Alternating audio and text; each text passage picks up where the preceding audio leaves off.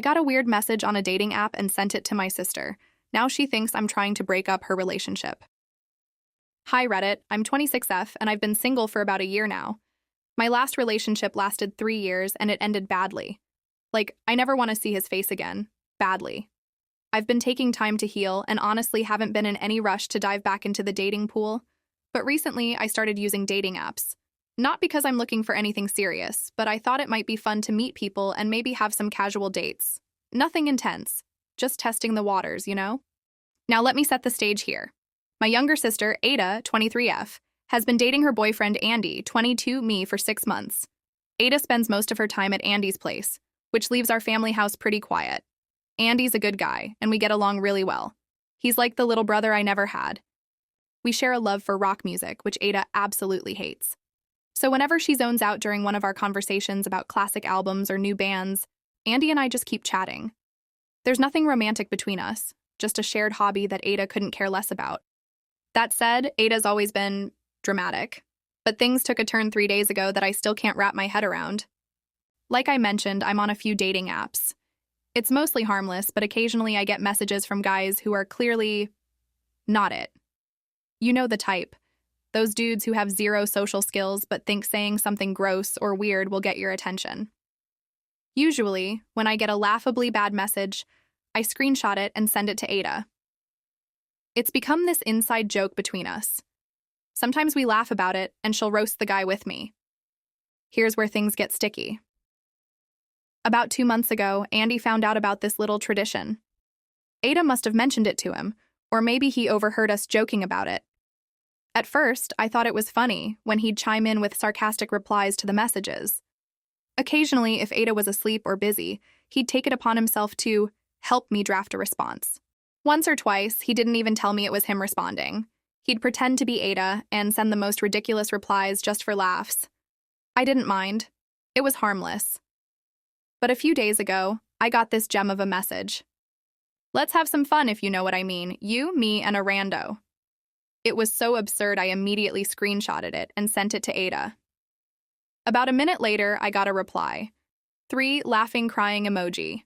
Classic Ada response, right? I didn't think anything of it and went on with my day. The next morning, though, I woke up to a phone call from Ada. She sounded pissed.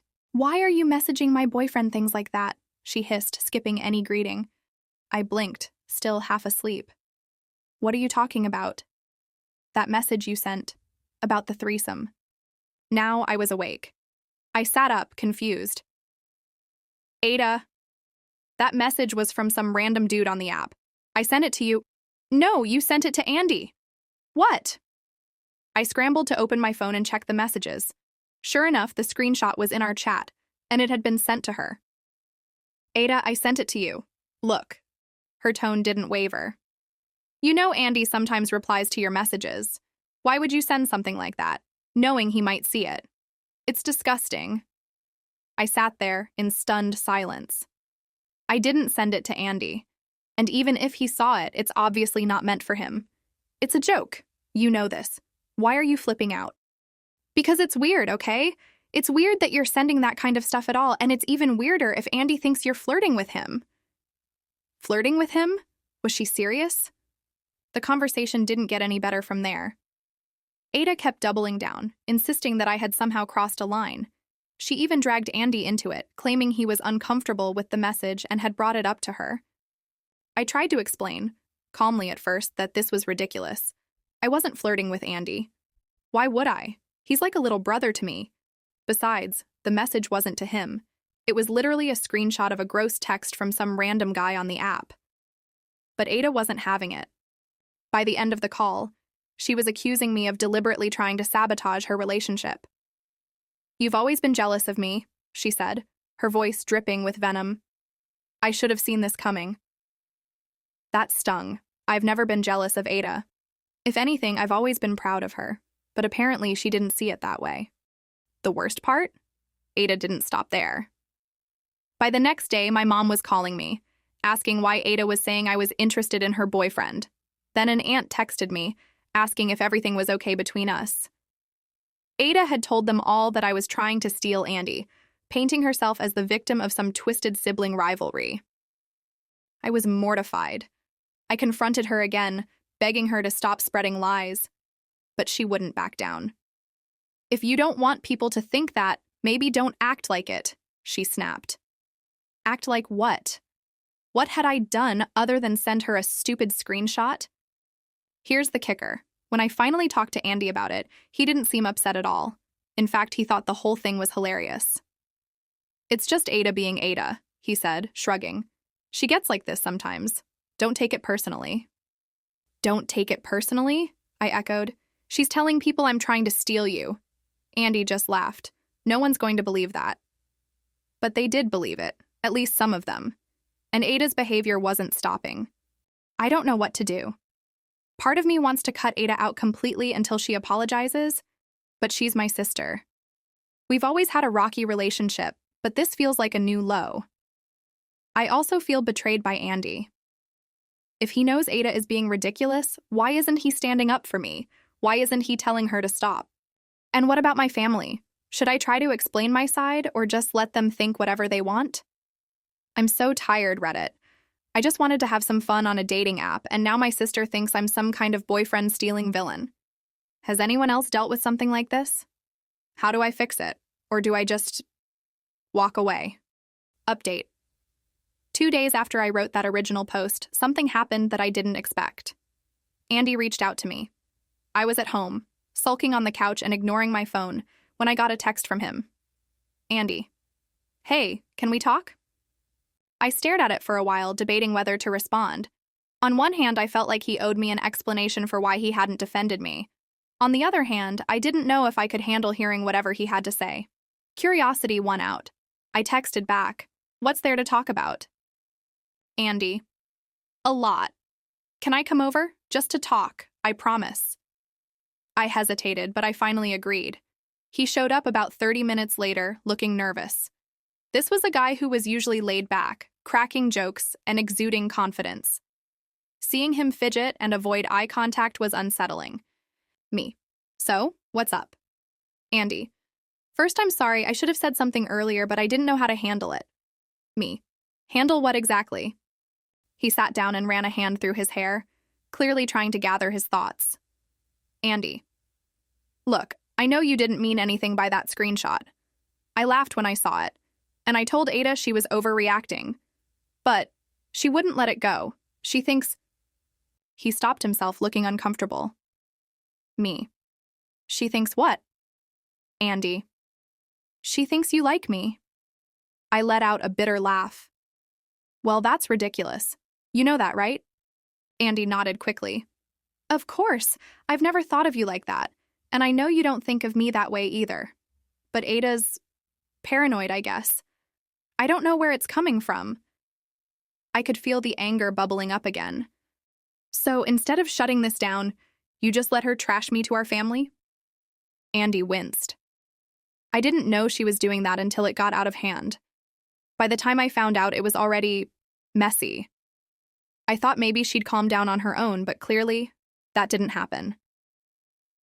I wanted to scream. Instead, I took a deep breath. "Okay, so now what? Are you here to fix this, or are you just trying to clear your conscience?" Andy looked genuinely remorseful. "Both, I guess. I want to fix things between you and Ada, but I also want to be honest. This whole thing made me realize maybe Ada and I aren't as solid as I thought." That caught me off guard. "What do you mean?"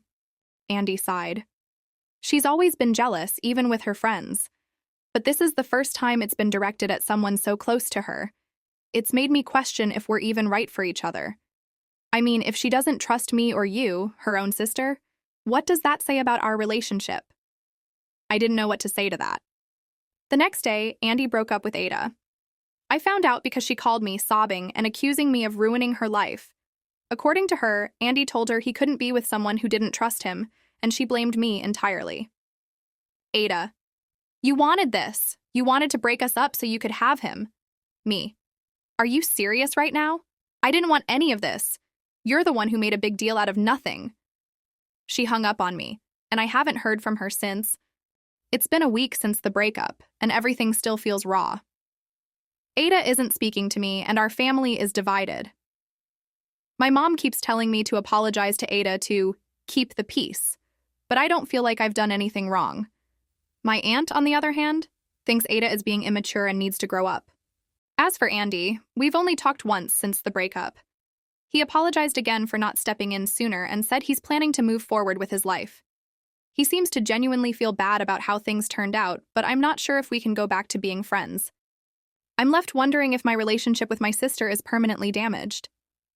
Ada has always been stubborn, and I don't know if she'll ever forgive me, even though I didn't do anything wrong. I don't know if Ada and I will ever be close again, but for now, I'm focusing on myself. I've deleted the dating apps and decided to take a break from the drama. Maybe some distance is what we both need. Thanks for reading, Reddit. I'd love to hear your thoughts.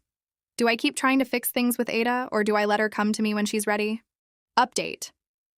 3 days after Andy's breakup with Ada, things went from bad to worse. Ada showed up at my house completely unannounced. She was standing on my porch when I opened the door, her face pale and eyes red from crying. She didn't wait for me to say anything before she started yelling.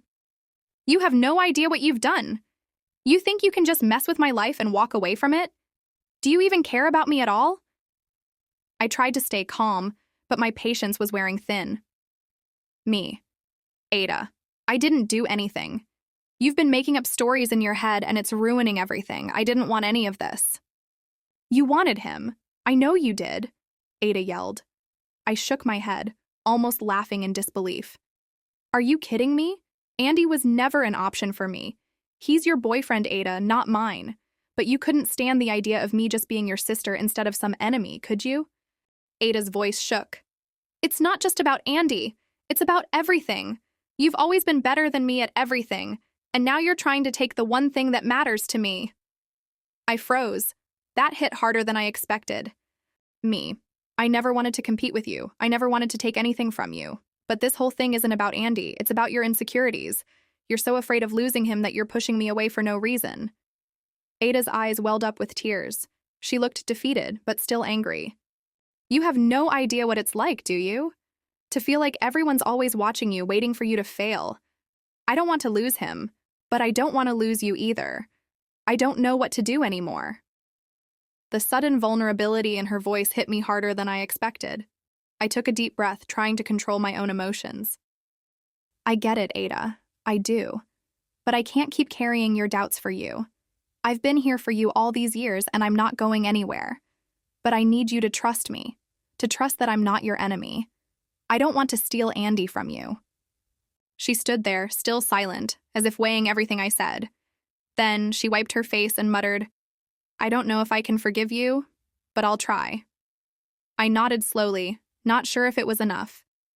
The next day I found out from my mom that Ada had taken her grievance one step further. Apparently, she had gone to our relatives again, telling them that I was manipulating Andy into thinking she was the problem. She had also told them that she was considering cutting me out of her life completely. That was the final straw for me. I called her that afternoon, my patience at an all-time low. Me. Ada, what the hell is wrong with you? Why are you dragging our family into this?